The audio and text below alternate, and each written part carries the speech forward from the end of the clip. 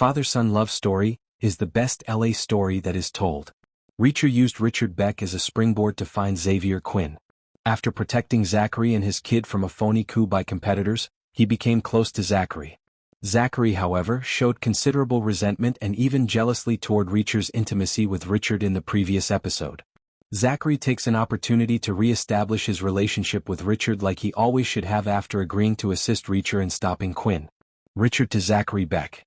You feel as though a light went out in you after your mother passed away. I'm only now recognizing that perhaps that's why I've been such a lousy father and son of a bitch. I did it intentionally.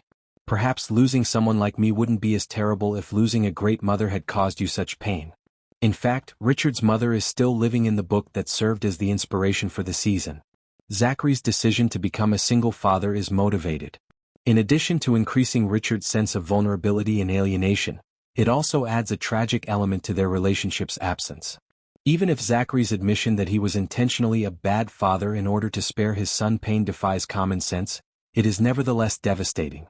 Although he is a gun runner, Richard gives him a model of a childhood toy handgun. Despite Zachary's terrible treatment of him, Richard showed empathy and compassion. This scene was significant since Quinn's terrorist purchasers are attending the party, and the chaos of the Season 3 finale is about to break out. Richard's father told him that he loved him and that he had everything he could ask for in a son.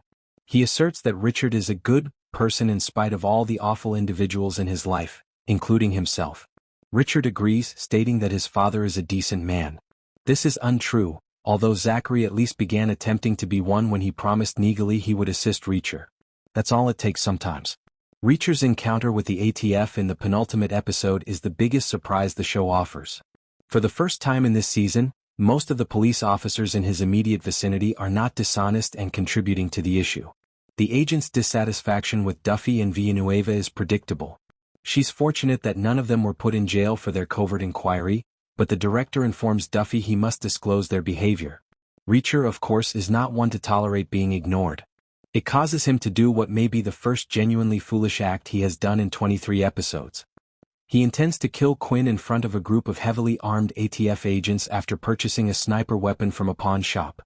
He would be fortunate in this instance to be taken into custody after eliminating his adversary. He would just as likely be killed if the agents opened fire on his position. Quinn ironically saves his life. Negally tells Reacher that the buyers are going to Beck's house since she was following them. As the program comes to a close, he knows that Quinn gave Zachary misleading information.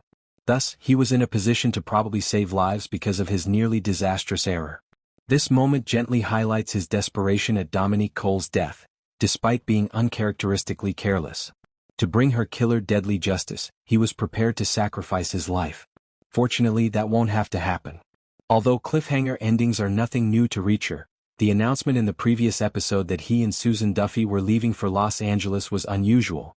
Although the trip was exciting, it was only a diversion, and the most of the episode features former 110th Special Investigator Francis Neagley as a member of the Inner Circle.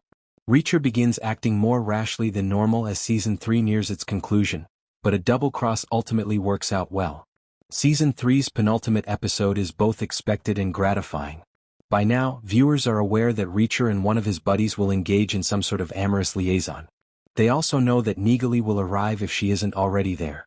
It's interesting to note that Richard and Zachary Beck's relationship in LA Story is the greatest. After a tough season, the father and son finally have a heartwarming moment together. Additionally, the episode provides conclusive evidence that Duffy's missing source, Teresa Daniel, is still alive.